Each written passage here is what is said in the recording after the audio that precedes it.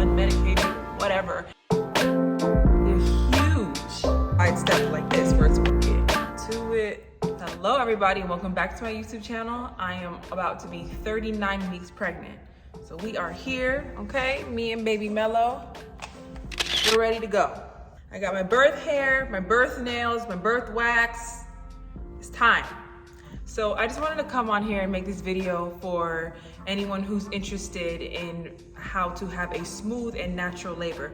Whether you are pregnant, whether you are 39, 40, 41, 42 weeks, or just simply interested in your birthing process because you know one day you want to have a child, then this is the video for you. I'm really going to go in detail on pretty much everything I know about how to prepare your body for labor and even how to help bring on labor, and I'll save that for the end, so make sure you keep watching. I personally did everything that I'm talking about except for one or two things in my first pregnancy and my second pregnancy. My first one, I had much more time because I didn't have a little toddler to chase. Second time around, I was a little delayed, but I am doing most things now. If you do have a toddler, don't worry. Some of these things can be done passively. Some of these things you can work into your day. You can even do it with your toddler. So let's just get right into it. So first things first, birth team. I know this sounds really obvious. Of course, you have to find a doctor, but this is very, very important depending on what kind of labor you want to have. You want to find someone who is supportive of your plan. If your plan is to have a more natural approach to labor, an unmedicated birth, then I would suggest going with a midwife, because a midwife is going to be more supportive of a natural labor. They are less likely to push things like an induction or a C-section or epidural if that's not what you want. They have midwives in the hospital, they have midwives at birth centers, and midwives who even do home births. So these are all things you want to research and just make sure they match your birth plan. Traditionally, people mostly get an OBGYN, but OBGYN is going to be a certified medical doctor who can deliver your baby, but an OBGYN will be in a hospital setting. You will have the resources of the hospital there. So those would be, your pros towards going to an OBGYN. Now, my second thing would be a doula. Doula, y'all, if you are doing a natural labor, birth process, unmedicated, whatever, even if it's in the hospital, home, whatever, if you plan on not having medicine, I strongly suggest getting a doula. Having a doula in my first birth was one of the best decisions I ever made. I don't know how I would have done it without her. So a doula is going to be somebody who supports the mom during labor. You have your OBGYN or midwife who, of course, make sure you're okay, but they're primarily focused on what's going on in your belly and the baby. When you have a doula, they are with you the entire labor from beginning to end, and they're your support person. They give you breathing techniques, they give you positioning techniques, they support you once the baby comes, whether it be for breastfeeding. Some of them even offer in-home services afterwards. It is just a really, really good thing for labor. They are your peace. They ground you. I have a doula again for this birth. It is a VBAC. It is going to be in the hospital. I plan on doing everything unmedicated, so I want my doula there. And they also do classes beforehand with you. They'll show you certain positions and breathing and how to prepare. They'll do it with your partner or whomever, so that once you're in labor, you're prepared. So highly, highly, highly recommend a doula. All right, second thing, supplements. A lot of people know about raspberry red leaf tea. It's supposed to strengthen your uterus so you can have good full contractions. It's not going to induce labor or anything, but it's supposed to help have an easier labor. So this is what raspberry red leaf tea looks like. This is something that you can take towards the end of pregnancy in your third trimester. I would consult with my midwife, doctor, doula, whomever, to see how much you want to take and when you want to start increasing the amount of tea bags you use per day. But I start this in the third trimester. When you get to 36 weeks, they typically recommend you can up it a little bit more, how many bags you take. It is hot and it is the summer, so I drink it iced. I'll just carry it around and really drink it like my water bottle. Or if it's the winter or you just prefer your tea hot, of course, you can just drink it that way. But this is very popular to use. Raspberry red leaf tea. Oh my God, whatever this says. Raspberry red leaf tea. Got it. Another thing is prenatals, of course. Make sure you take your prenatals, that the baby takes a lot out of you. The prenatals make sure that you are replenishing your body with those vitamins and nutrients, and make sure that you are getting the proper nutrients to your babies. I personally have been taking these two. This one is Pink Stork. This is my favorite one. I took it all my pregnancy with Leia, and this one I've been taking sometimes. I always take capsules because they're easier for me to swallow. I saw these on Instagram. Like, how many times do I say that? I get stuff off Instagram. But Ritual, it's supposed to be really good, and they're just really cool looking. Now, the only thing I don't like is they give this like fish oil aftertaste. Like when I burp after I eat, if I take it in an empty stomach, it just tastes the fish oil. All right, so the third thing are dates. So dates are these fat, ugly looking, like they look like a raisin, but a roach raisin. Y'all, what? They're huge. Medjool dates are the ones that I'm personally taking. Some people recommend that you take this type, but really, I don't think it really matters as long as they're dates. They start recommending 6 dates a day at 30 weeks. If you want to get like all specific, you can weigh it and take the amount of grams that they recommend, but it's typically 4 to 6 dates. So what are dates supposed to do? They're supposed to help ripen your cervix, which is get it softer and prepared for labor. They're supposed to be really effective, like it's scientifically proven that these help with that. They are super sweet. These specifically have a seed inside of it. You can just eat it as is, but a lot of people don't like it that way.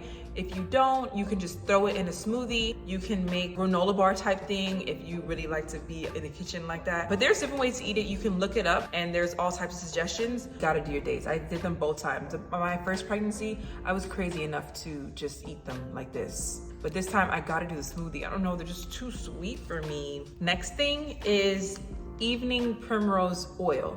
So the evening primrose oil is also supposed to help soften your cervix. This can be taken orally, which I think they suggest doing orally first. And once again, this is in the 3rd trimester, typically like around 36 weeks.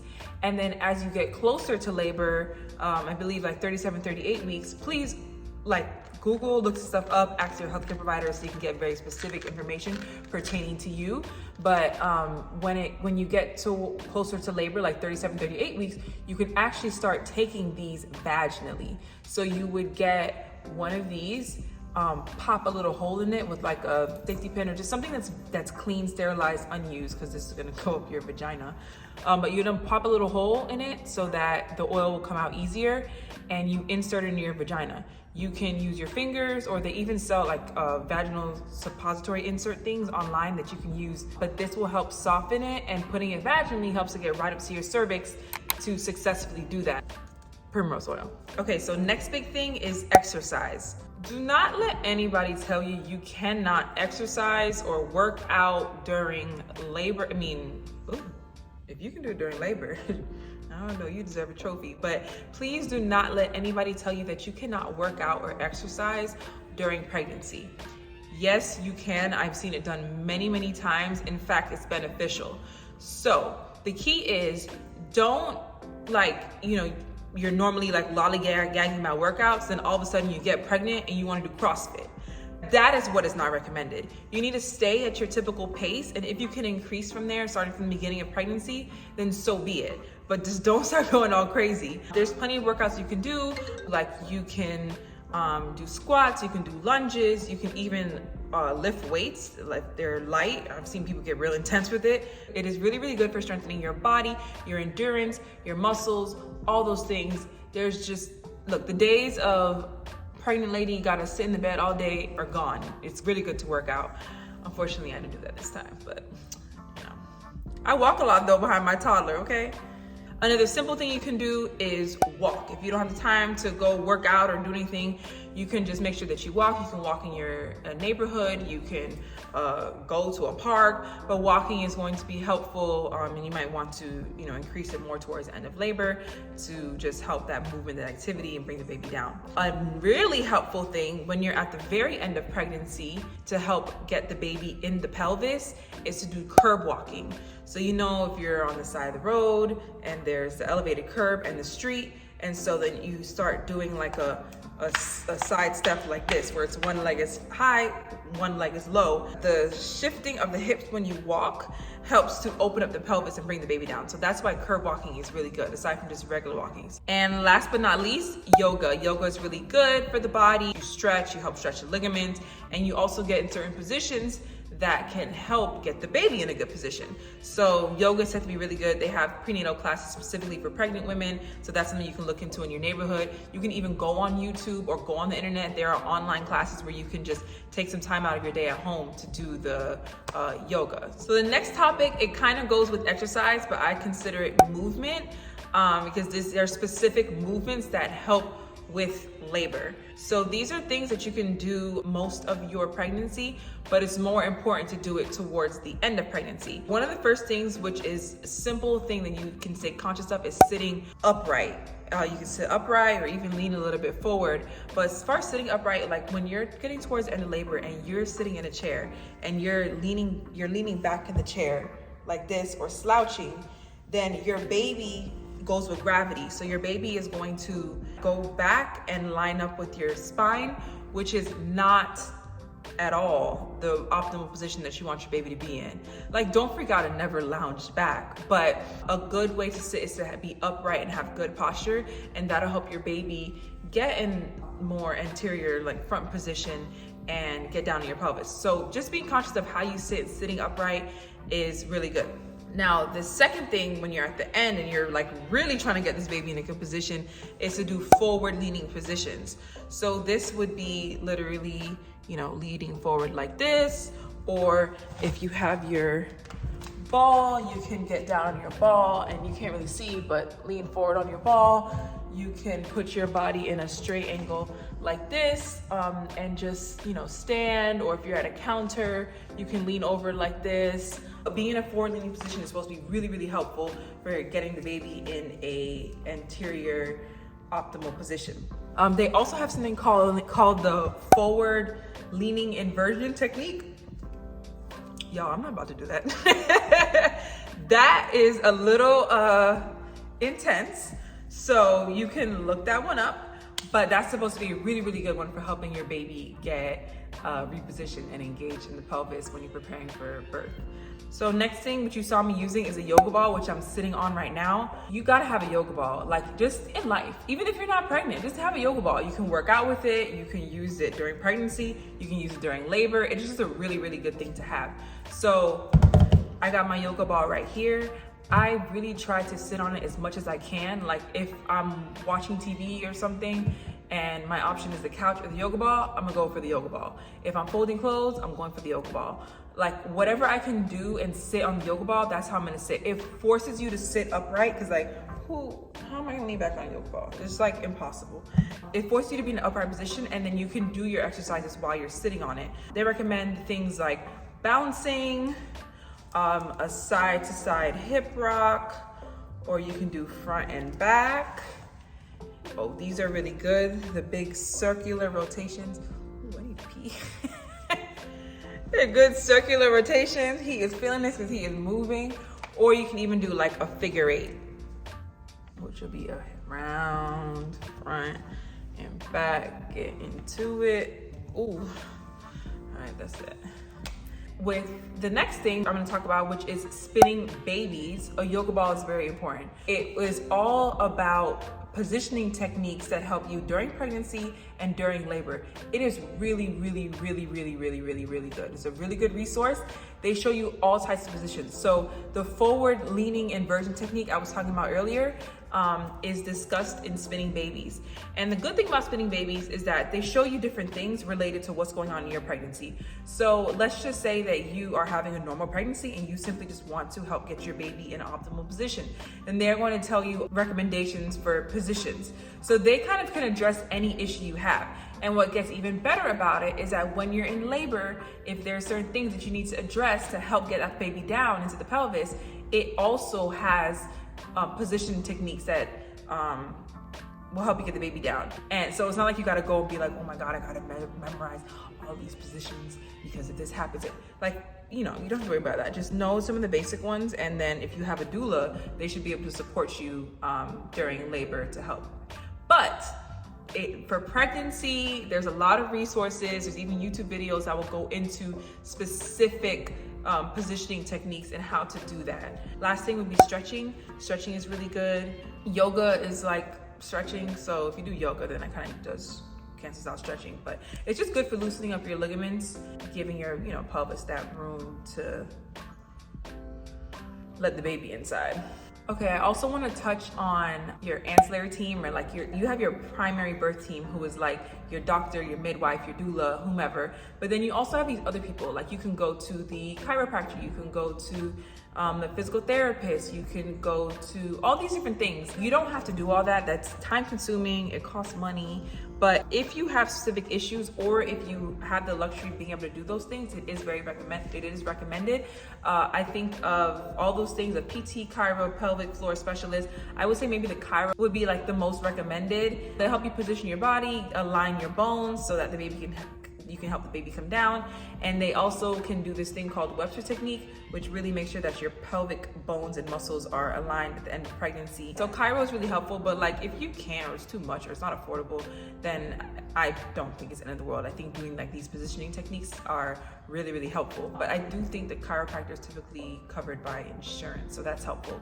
PT, I did physical therapy. I did not do it in my first pregnancy, but the main reason I did it in my second pregnancy is because I deal with this hip pain in the back, and that was like pretty bad, yeah. So I want to make sure that it gets better, and I had some diastasis recti from the first pregnancy, so that's also why I was doing physical therapy. Last thing would be a pelvic floor specialist, which is probably even better for postpartum, because everything's going on down there that people don't let you know about. Like people have incontinence where they can't control their pee anymore. People's like whole vagina can fall out. Like it can get crazy. So a pelvic floor specialist will help you strengthen your pelvic floor and all those kind of things. But these are really like if you're going deep into trying to prepare. So the next thing are resources that I think are really good. For during my first pregnancy, because I was doing a natural approach, I wanted to read something that like went with that. So I read The Mama Natural by Genevieve Howland. That was a really good book. It provides week by week information on your labor and like what to expect and what to do. It even talks about the dates and the primrose oil and all those kind of things. Gives you facts, like almost like a checklist, what's happening with the baby. I really enjoyed that book. I used to listen to it on a audiobook on my way to work. So I highly recommend, especially if you're gonna do a natural birth.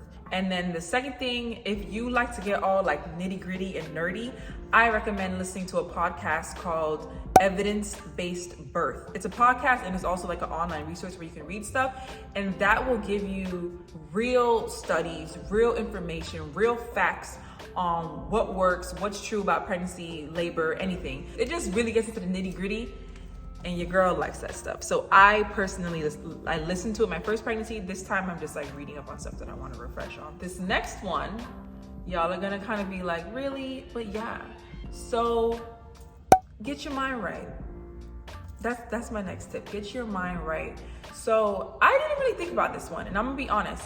For me, this really kind of like this light bulb tick like 3 days ago. Of course, people say mentally prepare, positive thoughts, but what kind of hit me differently this last time that I was having this conversation with both my midwife and this YouTube video that I saw was that, so first I was at my midwife's office, and she was like, I know this sounds corny, but like talk to your baby and tell your baby that you're ready for him to come. And I'm like, oh, okay, cool. And I thought, all right, I'm gonna go home and I'm gonna do that. But it didn't like really resonate with me until later on that day. I was watching a YouTube video, and the girl was saying that your mental state has a lot to do with your bodily state. If you're tense, if you're stressed, if you're all these things, then your body's going to feel that.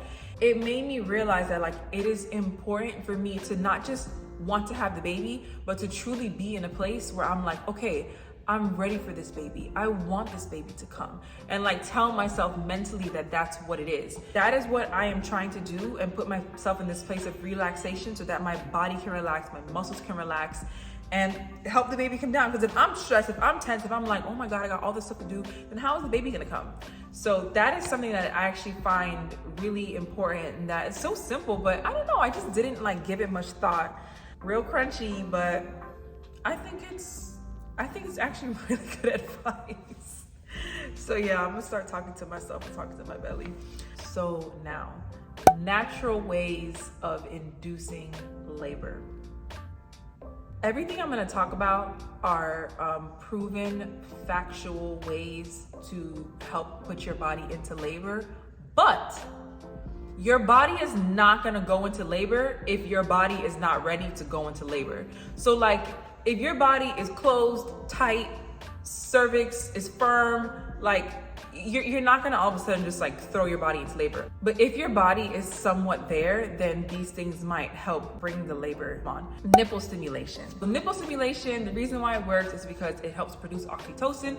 Oxytocin is the hormone that helps your body contract, and contractions obviously are what you want to go into labor. So nipple stimulation is supposed to be really helpful. You can like roll your actual nipples between your fingers. You can play with your areola. If you don't want to do it, or if you really enjoy your partner doing it, you can have your partner, you know, stimulate your nipples however you like it. Or you can pump. You can use the breast pump. And all these you want to do, like, you know, don't be doing this at like 32 weeks. You got to do this towards the end of your pregnancy or like around your due date time. It's proven to be effective, and I believe they talk about it on evidence-based birth. Sex. Sex is supposed to be really good for helping bring on labor for multiple reasons. One reason is actual semen. So when a guy ejaculates inside of you, the semen reaches your cervix, and the semen has prostaglandins, which is what helps soften your cervix and prepare for labor. So if you're having sex, then your cervix is getting all these prostaglandins and is getting ripe and ready. So that is one reason. The second reason is orgasm. So if you orgasm off from sex, then you are going to be producing oxytocin. The oxytocin is going to help you contract, and that is also going to help you go into labor. So it's twofold. So sex is like really good. Now, if you are single, you don't like your partner, you don't like sex, like whatever the case may be, what you can do is pleasure yourself. If you can pleasure yourself and create your own orgasm, then you can stimulate that oxytocin production to help with the contractions. You can do the primrose suppository, which is going to help with the prostaglandins, and dates are supposed to help soften your cervix. So, you know, there are other ways if sex is not really an option for you. There's castor oil. Castor oil is actually proven to be effective, but if you drink castor oil, so you gotta talk to your doctor, please, before you drink castor oil. And if you do drink castor oil, just, you know, look up the recommendation for like how much and stuff. There's all kinds of top cocktails, but castor oil has helped. I've never taken it. That would be like my dead last resort to drink some castor oil, because it is a laxative. So it will make you poop. It will make you nauseous. And it can have upset stomach. It does have its side effects. So, but it can be very effective too. So drinking castor oil is an option, but save that for like, that's like real desperate, like real desperate. You can also like ask your doctor to strip your membranes. That's where they go in there and do a sweep. That can sometimes help put people into labor, but a doctor usually won't do that until like near your due date. Yeah, and of course, like a lot of the positioning and movements that I was talking about earlier, those are good things to do. Spinning babies is a good resource for help with that, to help bring the baby down, engage, which will help dilate your cervix. There's also hypnobirthing, which puts you in this like Zen mental state for dealing with the contractions, or as they may call it, like waves or whatever. So there's just so many things, but I hope this video helped you. That was a lot of information. These are all things that should help put your body into the right place for labor and hopefully allow you to have a smoother, quicker labor. Several things are proven to do that, like the primrose oil and the dates, and just having your baby in a good position. So that's why you really want to do these things. I hope the best for you all. I hope the best for me. Can y'all hope the best for me too? Because this baby, he's so big. I can't like let him get too much bigger. But I also want to go into labor naturally. Last time it didn't go that way. So I hope the best for you all. If you are expecting, good luck. If you want to get pregnant, good luck. And if you're just watching this video for pure entertainment, thank you so much. Please like, comment, subscribe below. Let me know about your labor, your birth experiences, please. I love hearing birth stories and how it went. But good luck with you all, and see you guys in my next video.